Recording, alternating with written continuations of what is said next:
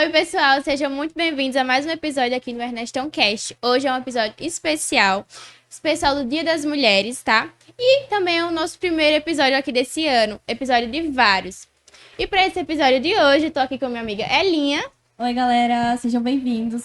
Também tô aqui com minha amiga Edna e nossa convidada especial, Isânia Monteiro. Seja muito bem-vinda, Isânia. Fique à vontade, tá? Muito obrigada pelo convite, meninas. Então, Isânia, de todas as suas ocupações como mulher, qual é assim que você mais gosta? Bom, meninas, eu acho que ser mulher na sociedade a qual nós estamos inserida é bem difícil, né? Nós ocupamos um lugar na sociedade e a gente acaba desenvolvendo diversas atividades. Eu, em especial, eu gosto muito de estar na ativa, contribuindo para uma sociedade melhor e menos desigual para todas nós mulheres. Então, desde 2012, eu desempenho uma função em um organismo de política para a mulher, e esse organismo ele tem a perspectiva de pensar, planejar e contribuir para que outros serviços possam executar a política para a mulher. Interessante. A gente sabe que a senhora é formada em pedagogia, né? A senhora trabalha nessa área também? Durante 10 anos eu estive em sala de aula e hoje não mais, né? Como eu mencionei para vocês anteriormente, eu atuo em um centro de referência de atendimento a mulheres em situação de violência doméstica.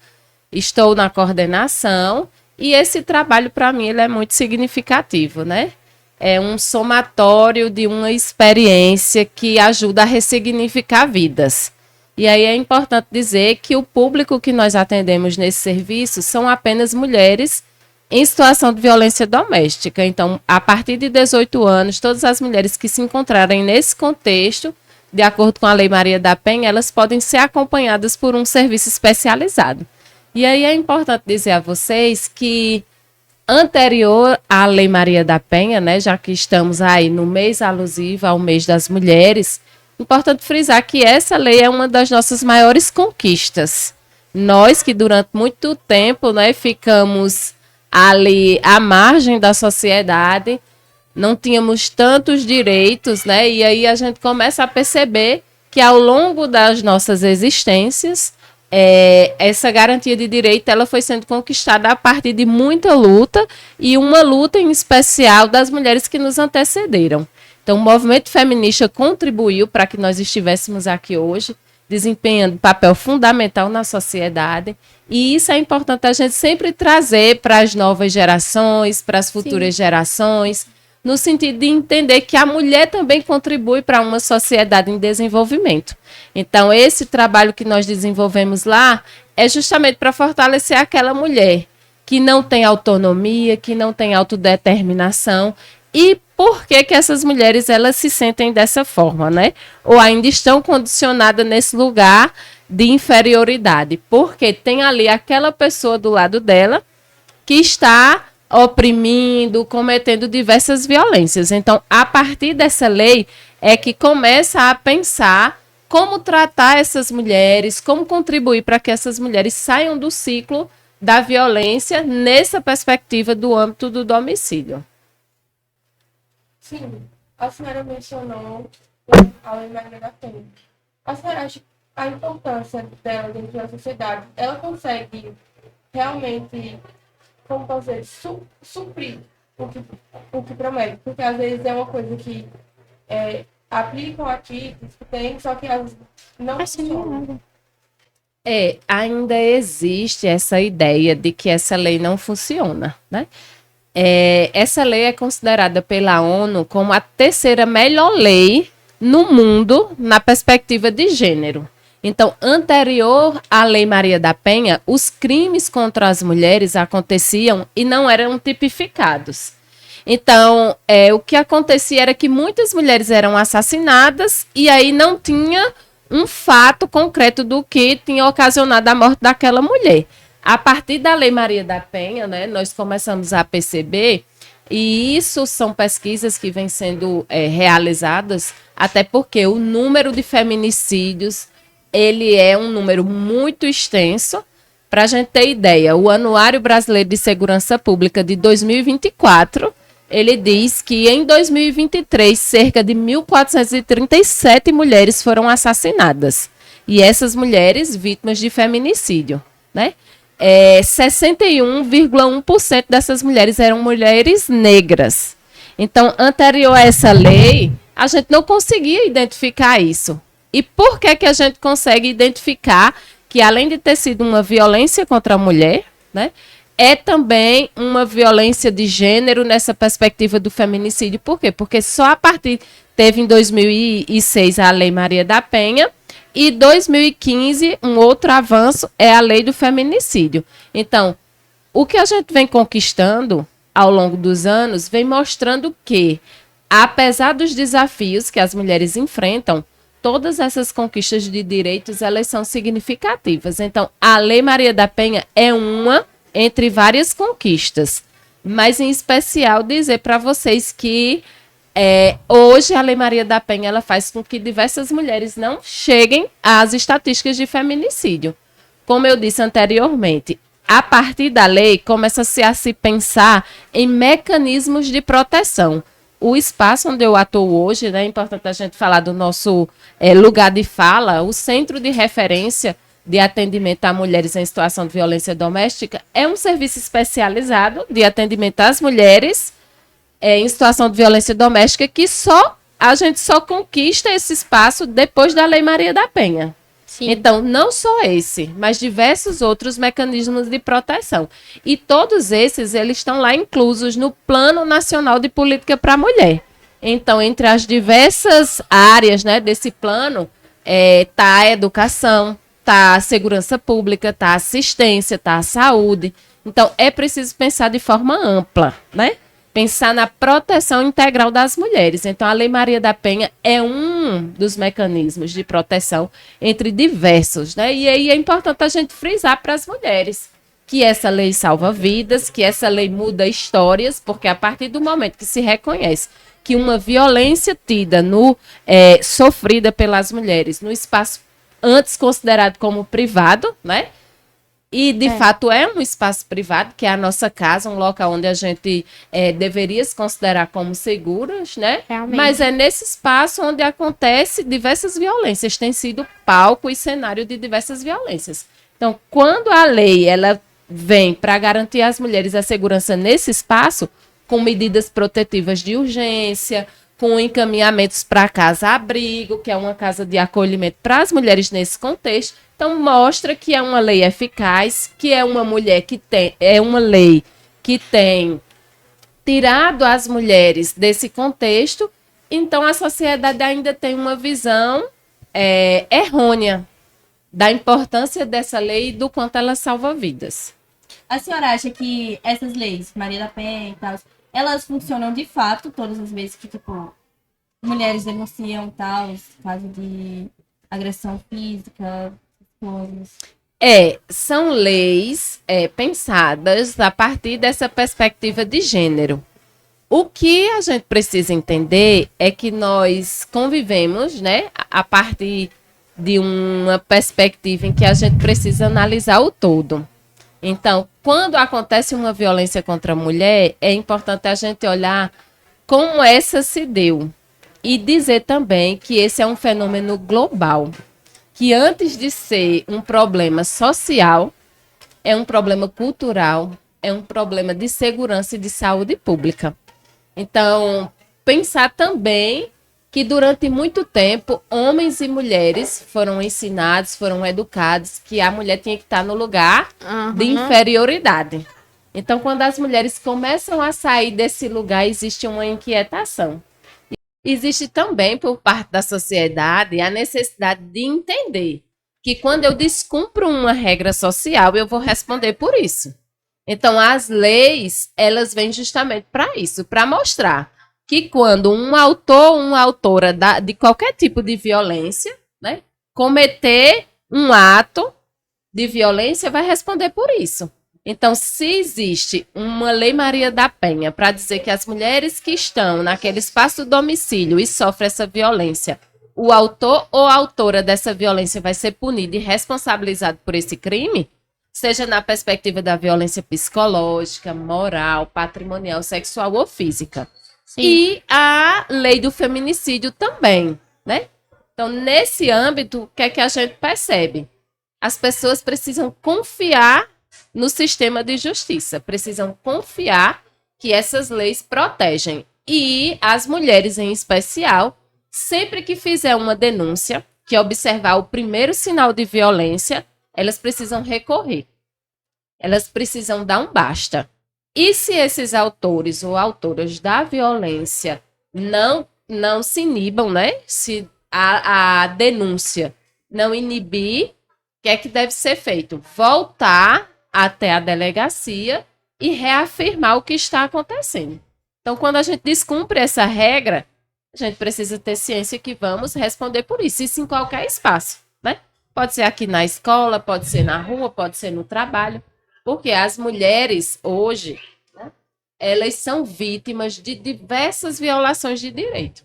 Realmente. Uma pesquisa realizada pelo Anuário Brasileiro de Segurança Pública, né? E aí tem um recorte, que o nome dessa pesquisa é Visível e Invisível. Ela diz o seguinte, que as mulheres, antes de sair de casa, elas pensam por onde elas vão circular. Porque da casa delas até o trabalho, até a escola, até a universidade, até a festa de aniversário, até a casa do vizinho, elas são assediadas, são agredidas, são estupradas e até assassinadas. Sim. Então, as mulheres, elas têm medo de sair de casa. E para vocês terem ideia, nessa pesquisa também diz que essas mulheres, a grande maioria delas são mulheres negras, que além de sofrer essas diversas violações de direitos, elas também sofrem o racismo, né? Uhum. Então, são duas categorias de análise que a gente poderia parar aqui para pensar e perceber que cada uma de nós que nos encontramos aqui hoje e as mulheres que estão aí nessa sociedade da qual nós estamos inseridas, né? Elas sofrem isso todos os dias. E uma Lei Maria da Penha, ela não chega para a gente por acaso. Ela chega porque a própria Maria da Penha, né, a qual foi intitulada essa lei, ela sofreu diversas violências dentro de sua casa. E o agressor era o seu marido, o pai das 3 filhas. Então, ninguém acreditava no que essa mulher dizia. Ela ia até a delegacia, dizia que estava sendo agredida, que tinha sofrido uma tentativa de assalto, né? Mas ela sabia que era o marido.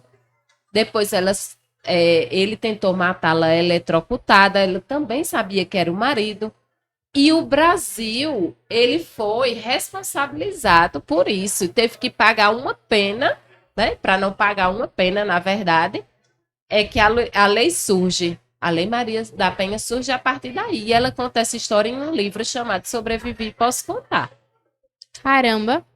E assim, já que a gente tá falando de denúncia, como é que funciona todo o passo a passo de, eu vou na delegacia, eu vou denunciar. Depois que você denuncia, o que vai acontecer? Você vai voltar para sua casa, para aquela pessoa que estava lhe agredindo? Como é que funciona?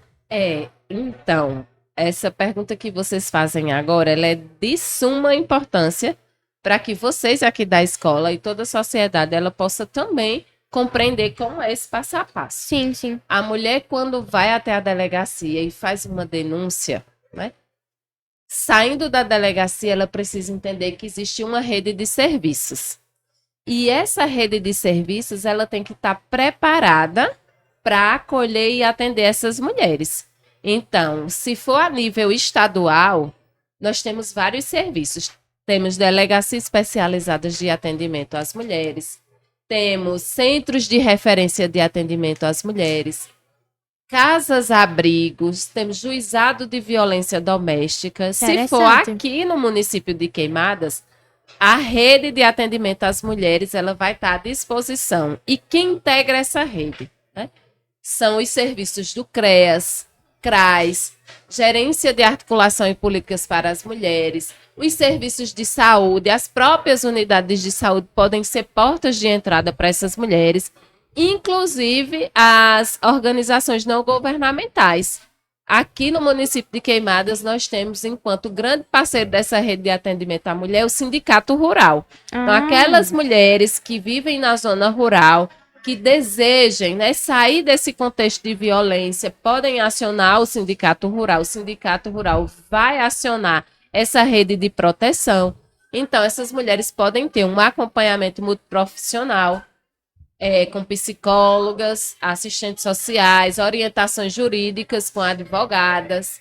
E podem também ser pensado em diversas estruturas para que essa mulher volte a ser inserida na sociedade, volte a pensar na vida dela, volte a se reconhecer enquanto sujeito de direitos. Porque quando uma mulher está num contexto de violência, muitas vezes ela não se dá conta que ela não é mais ela. Verdade. Né? A violência faz com que ela não se perceba enquanto sujeito de direito. Já que a gente está falando de lei, né?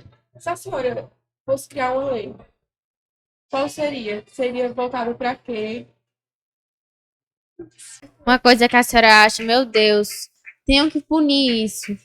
Isso precisa ser tipo, falado dentro da sociedade e ninguém ouve.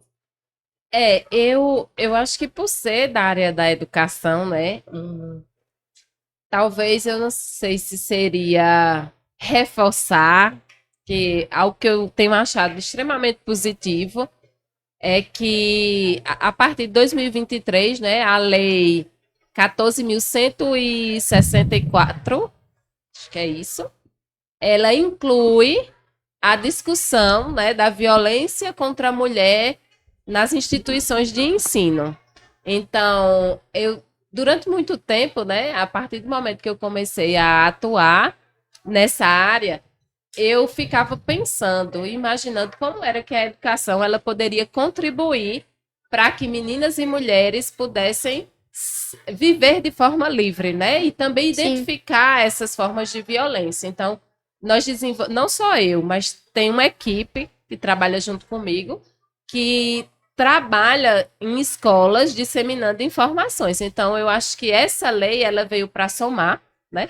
Talvez eu poderia pensar em uma lei nessa perspectiva de uma educação não sexista, onde homens e mulheres pudessem compreender qual é o papel da mulher na sociedade, não no sentido de apontar as mulheres como superiores, né? Mas dizer que estamos aqui de igual para igual e que os mesmos lugares, né, que os homens alcançam e frequentam e que as mulheres pudessem também estar nesses espaços. Acho que seria nesse sentido, mas numa perspectiva educacional. É bem legal mesmo. Entendi. Se a senhora poderia explicar para nós como é que a gente identifica, tipo, relacionamentos abusivos, como jovens, adolescentes, até mesmo mulheres podem identificar um relacionamento abusivo?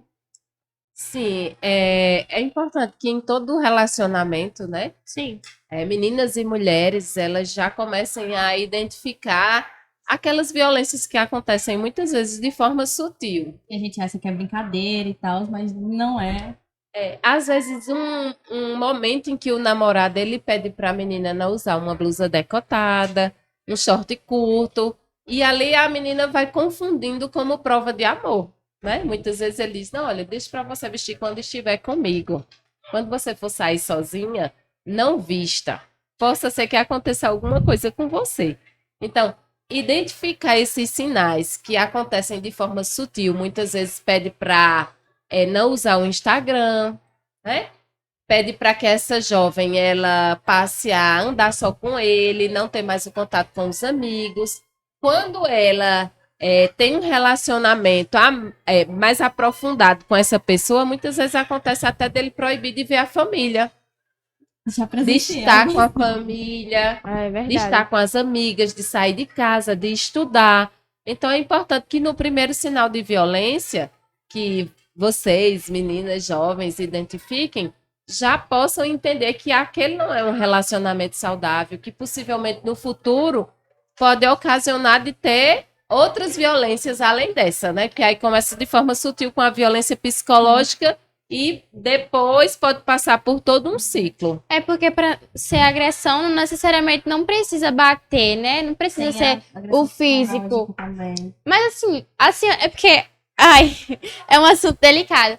Mas a senhora acha que as mulheres têm ali uma parte de culpa? Porque nós, como mulheres, a gente já escutou de outra mulher Uhum. que a gente tinha culpa de passar por certas situações. Ela O que a senhora generalizou, acha ela isso? falou, uma mulher falou pra gente que as mulheres elas eram culpadas do feminicídio, porque a partir do momento que você é xingada e você xinga de volta, você tá dando liberdade para o agressor fazer algo pior com você, e isso pode até acabar, né, em morte e tal. Ela falou que a gente era culpada disso. Por causa de revidar.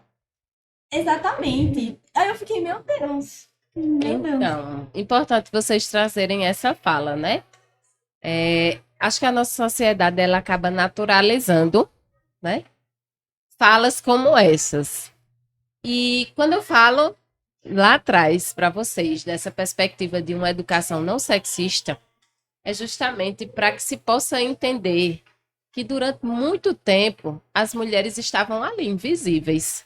E quando as mulheres elas começam a se sobressair e começam a entender que desde a Constituição que está lá, que homens e mulheres têm direitos iguais, e as mulheres tentam exercer a cidadania a partir desses direitos, quantas vezes elas são interrompidas? Então, o homem pode ir a um barzinho, a mulher não pode, né? É. O homem pode sair, pode ser casado, pode sair para tomar uma cerveja com os amigos. A mulher não pode, né?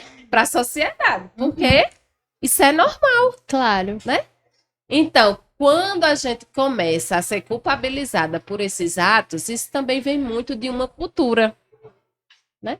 De uma cultura machista, patriarcal, dessa ideia de que a mulher tem que estar sempre ali, a serviço muitas vezes dos homens, né? Como era visto antes. As mulheres estavam para cuidar da casa, dos filhos e do marido. E o homem estava para o público. Então, o que acontece muitas vezes hoje inclusive, foi tema de redação, né? É que as mulheres exercem uma dupla, tripla jornada de trabalho. E assim, por que que a mulher, quando sai para trabalhar, o homem também sai, quando ela volta para casa, só ela que vai cuidar das atividades domésticas? Não é uma tarefa dos dois? É, Os dois não moram nesse espaço?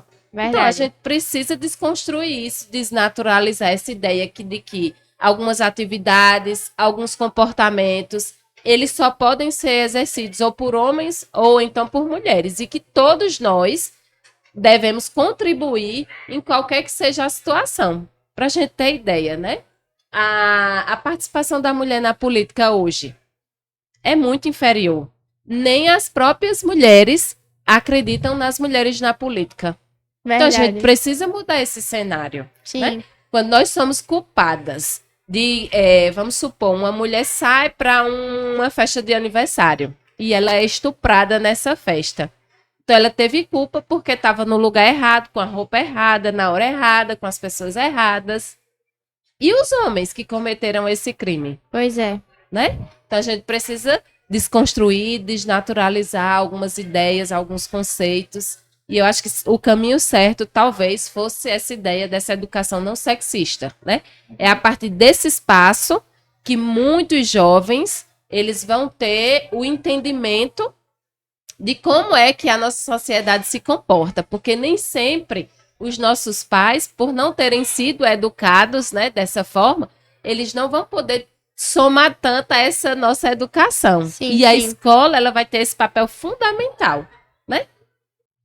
Olha, a senhora acredita que tipo, quem abusou pode vir a mudar? Porque é muito comum a gente escutar, perdoa o coitado, ele fez isso por causa disso, disso, disso. Ele vai mudar, foi só uma vez. O que é que a senhora acha disso? Eu não considero, né, que pode até ser, né? A gente precisa também acreditar na humanidade, né? Nesse processo de ressocialização, mas a maioria dos casos nós observamos que uma pessoa que comete uma violência contra a mulher, qualquer que seja, sempre é reincidente. Né? Aquela pessoa que está ali, de alguma forma, xinga, humilha, maltrata, interrompe, proíbe de ir a algum lugar. Então, é bem difícil, né? É complexo, é muito complexo. E eu digo para vocês que eu não saberia responder essa pergunta, porque, de fato, né, eu prefiro acreditar que a nossa humanidade ela tenha características de uma sociedade que pode mudar, né? Mas do que a gente observa hoje, eu ainda não considero que estamos no caminho certo. A gente precisa avançar muito ainda para conquistar Sim. essa mudança, né? Sim, Que as sim, sim. pessoas que se comportam dessa forma possam mudar. Mas é uma compreensão minha, né, Isânia? É isso, Ponto de justamente. vista. Seu ponto de vista. E, assim, como a gente pode evitar esses relacionamentos abusivos na adolescência? Existe também, né, um problema muito grave quando vocês me perguntam como vocês podem evitar. Será que o ambiente em que as meninas viveram uma vida inteira era um ambiente saudável? Ou se elas vão ingressar em um relacionamento abusivo porque as mães, né, também vivenciavam um relacionamento semelhante e elas acabam achando que aquilo é natural.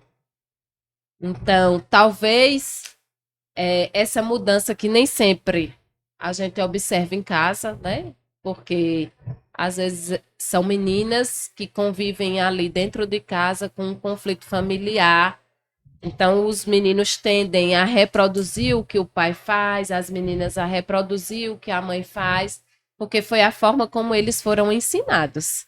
Então, quanto mais informação vocês tiverem, mais oportunidade vocês vão ter de conseguir identificar e sair de uma situação como essa.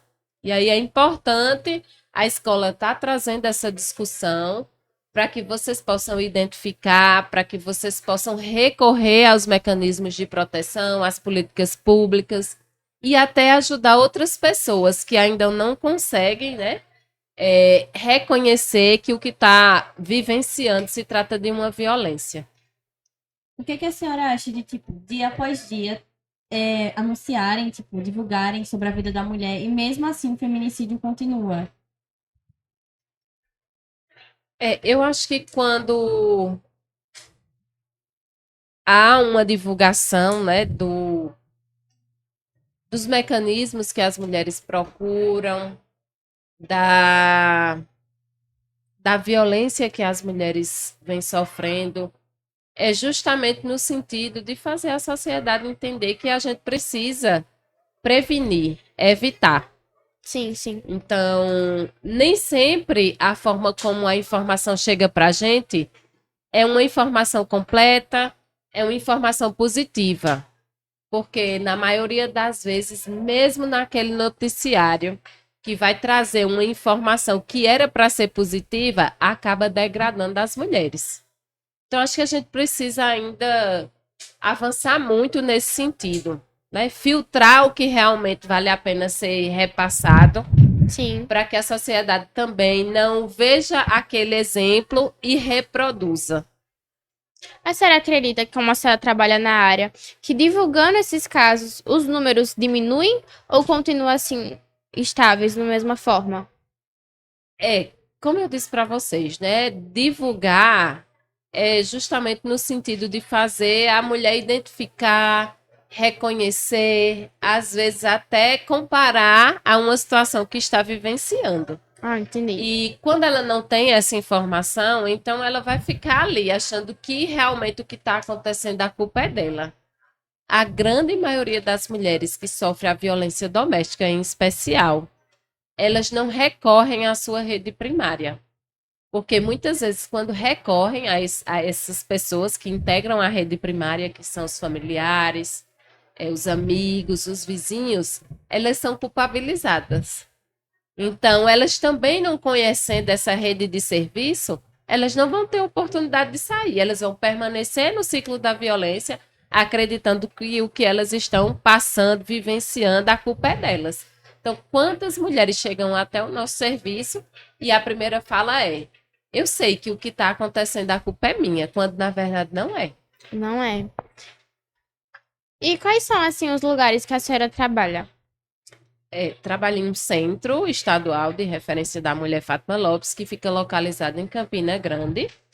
Esse daí atende as mulheres de todo o estado da Paraíba. E trabalho aqui no município de Queimadas, na gerência de articulação e políticas para as mulheres. E essa gerência, ela tem o papel de articular os órgãos e serviços da rede e potencializar esses serviços para o acolhimento e atendimento a essas mulheres. E como é que a gente faz isso, né? Existem mensalmente, durante todo o ano, a gente faz uma reunião a cada mês, e aí com diversos serviços, para pensar, para planejar, para discutir o que vem acontecendo com as mulheres, a partir dos atendimentos que essas equipes multiprofissional fazem. E a partir daí a gente sai com encaminhamentos. Onde é que a gente está precisando fortalecer? Precisamos fortalecer na saúde, precisamos fortalecer na educação, na assistência. Então, dentro desse contexto, nós vamos pensando de forma articulada, a partir desses atores dessa rede e também das diversas áreas do conhecimento, seja da área jurídica, da área psicológica, da área social, da área educacional. E é por esse caminho que nós estamos conseguindo, né, fazer com que a informação chegue para diversas mulheres. É a partir desse trabalho que vem sendo desenvolvido que nós estamos conseguindo chegar também até aquelas mulheres que vivenciavam ou que vivenciam ainda, mas que não conheciam o serviço. Mas ainda existem muitas mulheres que não têm ideia da rede de proteção dos serviços que se encontram aqui no município. A senhora poderia dizer se há algum número que a mulher possa ligar para fazer alguma denúncia? Se ela não queira, não quiser ir assim, em alguma delegacia ou nenhum desses. Sim. Algum site, realmente alguma coisa que elas Um chat, alguma coisa do tipo. Hoje, né, existe o Disque 180, que é uma central de atendimento à mulher, onde qualquer mulher, de qualquer lugar, ela pode ligar e pedir orientação em relação à situação que ela esteja passando. É um número, é um Disque nacional, e aí ela vai ligar, dizer qual a sua inquietação e vão direcionar essa mulher para os serviços que tem no seu município.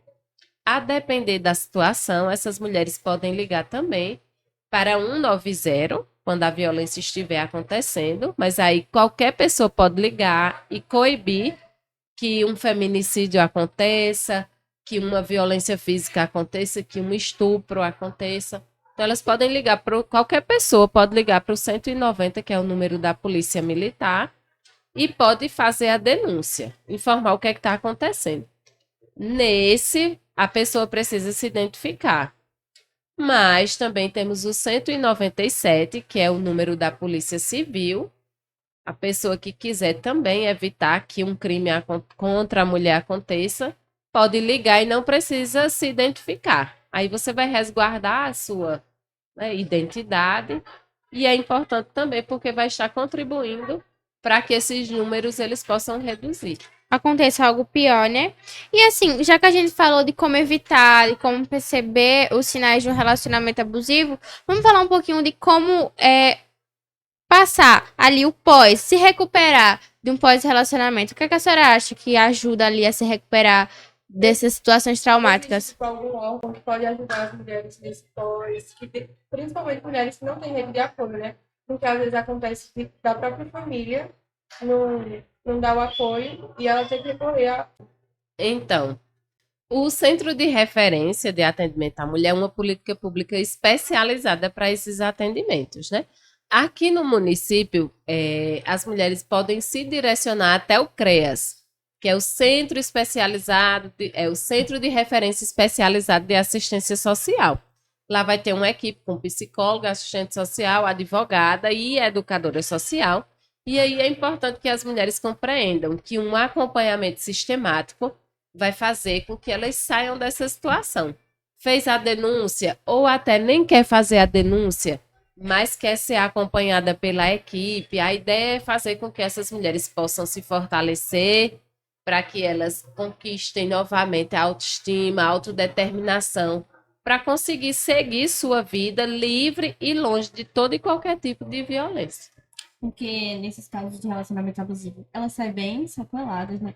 E hoje a gente estava conversando com a professora e ela disse que tem mulheres que elas até mudam a aparência por causa, o jeito, por causa do parceiro que fica, eu não gosto que você use essa roupa, não gosto que você faça essas coisas, não gosto que você faça. Ela acaba mudando um pouco a personalidade, a aparência, estilo, tudo. sim. Começa o relacionamento com vamos dizer, uma pessoa e termina totalmente outra. Sim, totalmente diferente. Então, essa violência é tão sutil que elas nem percebem, né? Uhum. Ela já está inserida em um ciclo. Quando os agressores, né, os autores dessa violência, eles fazem isso, que essa mulher está passando, ela já está em um ciclo de violência. E aí a violência psicológica está acontecendo e ela ainda não está percebendo. Então, muita gente acredita que violência só é quando acontece uma agressão física. Não é. Muitas delas também não percebem por conta da dependência emocional. Elas acham que isso é normal em um relacionamento, sendo que não é. Ou até por medo mesmo de deixar o companheiro, ou então, tipo, sei lá, vamos ter uma família, aí os filhos, fica pensando nos filhos. Tem essa questão também. Várias mulheres não denunciam, não separam justamente por causa disso. Porque tem filhos e elas têm medo, né, de ficar com a... Além dos filhos, questão financeira, né? Que muitas mulheres também ainda não conseguiram. Como é? Independência. Porque, querendo ou não, ainda hoje as coisas são mais difíceis para as mulheres, né? Apesar de toda a luta. Exatamente. A questão da dependência emocional e financeira, ela ainda também condiciona as mulheres a permanecer nesse lugar, né? Uhum. E é justamente essa equipe multiprofissional que vai contribuir para que essa mulher saia desse ciclo. Então, quando ela não tem esse apoio, dificilmente ela vai conseguir sair. Então, muitas vezes, ela nem sabe dos direitos que ela tem.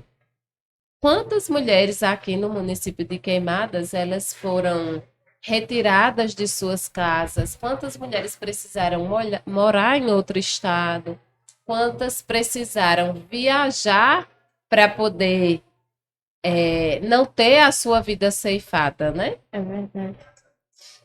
E, assim, a senhora falou que tá há 12 anos, né, nessa luta, né? Mostrar, de compartilhar o espaço da mulher. A senhora poderia contar um pouquinho de como é mostrar todo dia, assim, que a mulher tem o seu espaço e ela merece esse espaço? Confesso para vocês que não é uma tarefa fácil, né? É muito difícil, é desafiador. E, sobretudo, talvez seja uma missão que muitas mulheres têm de estar nesse lugar, de fazer outras mulheres se perceberem enquanto sujeito de direito e que contribuem, que somam para uma sociedade menos desigual, justa e igualitária. Mas, sobretudo, dizer também da importância da gente estar nesses lugares, né? Quando nós temos mulheres que pensam, né, juntas, coletivamente, em benefício de outras mulheres, a gente também se fortalece. Sim. É um espaço que também nos traz força, que nos traz garra para continuar, apesar dos desafios diários que nós enfrentamos. E, assim, perceber que quando a gente perde uma das nossas pares, né, quando a gente perde uma mulher para essas estatísticas que a gente tanto falou aqui, a gente se enfraquece e no outro dia a gente precisa levantar e entender que naquele dia foi aquela mulher, mas que nenhuma de nós estamos livres, independente de escolaridade, independente de religiosidade, de situação socioeconômica, enfim. Nenhuma mulher está livre dessa violência e é por isso que a gente precisa se unir, né? Aquela ideia de ninguém soltar a mão de ninguém, né? Enquanto estivermos juntas, vamos estar aí contribuindo, somando e fazendo a diferença na sociedade. Sim, sim. O professor Cláudio falou que a senhora tinha um projeto, que a senhora já foi à Globo. A senhora poderia contar mais como foi essa experiência e se realmente foi, se a senhora queria que se expandisse a nível nacional, internacional? Como a senhora vê, assim, quais são os desejos para esses seus projetos? Eu acho que um sonho, né, que eu tenho e que talvez ainda não tenha sido possível concretizar. Eu acho que seria uma ONG mesmo, onde a gente pudesse pensar em um trabalho para as mulheres, né, um trabalho artesanal, pegar essas mulheres que vivenciam essa situação de violência, que estão ali naquele contexto de violência doméstica, levar essas mulheres para ter diversos, passar por diversas oficinas, né? Sim, Oficinas que possam lá no futuro trazer para elas também uma renda, isso. né, que possa mudar também a história de vida delas. Por enquanto ainda fica só no projeto, mas quem sabe no futuro a gente não consiga alcançar, né? Quem sabe? A ideia é que a partir da nossa realidade a gente comece também pensar que outras mulheres podem viver livre, alcançar os mesmos espaços dos quais nós estamos aqui. Vocês estão aqui fazendo a diferença. Quantas meninas na idade de vocês não estão tendo a oportunidade de estudar ou de estar aqui nesse espaço? Realmente.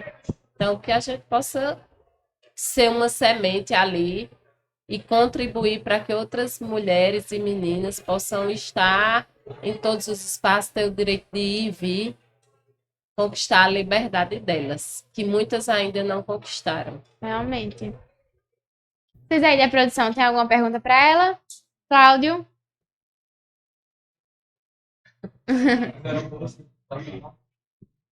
Sim, quase todas. Você acha muito difícil, Zênia, conciliar toda essa carga e todas essas atividades com a sua vida pessoal? Porque a gente sabe, né, que tem a sua vida profissional, enfim. E a pessoal, consegue conciliar tudo ali direitinho? Confesso que é bem difícil, né? Para as mulheres que trabalham, seja em casa, seja fora. Muitas vezes a gente esquece até de si. Mas eu procuro sempre estar bem, né? Procuro fazer uma atividade física, procuro pensar na minha saúde mental também. Tem os momentos em que estou ali somando, contribuindo, buscando fazer a diferença, mas eu procuro também pensar em Isânia enquanto pessoa, né? Isânia também tem vida, Isânia também tem família. Sim. Então, nos meus momentos livres, eu procuro estar muito próximo de quem eu gosto, de quem eu amo, que eu acho que isso é o que me faz bem. Que bom. A gente agradece por ter aceitado vir participar do nosso podcast. A gente fica muito grato pela sua participação.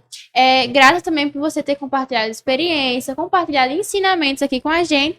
E com o falado pessoal, também do seu projeto, né? Sim, e com o pessoal que tá em casa, tá? Um beijo, deixa o like, se inscreva no canal e compartilhem bastante para que o projeto de Zênia saia aí na ONG, tá? Tchau. Triste, louco mar, será qualificada ela quem recusa. Sigue receita tal, a receita cultural do marido, da família, cuida da rotina. Só mesmo rejeita bem conhecida receita. Quem não sem dores aceita que tudo deve mudar. Que um homem não te define, tua casa não te define, tua carne não te define, você é seu próprio lar. Que um homem não te define, tua casa não te define, tua carne não te define, você é seu próprio lar.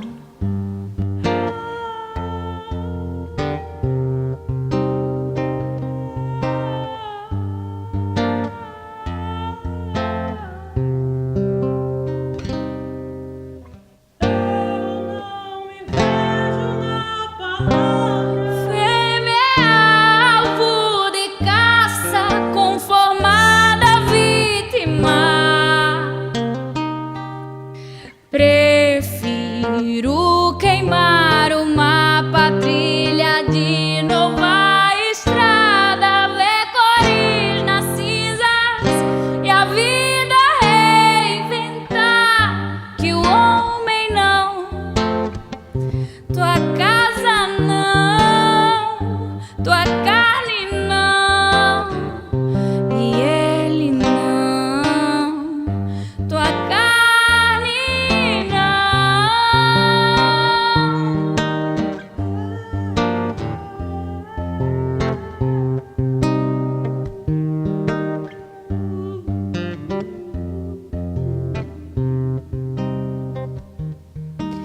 Ela desatinou,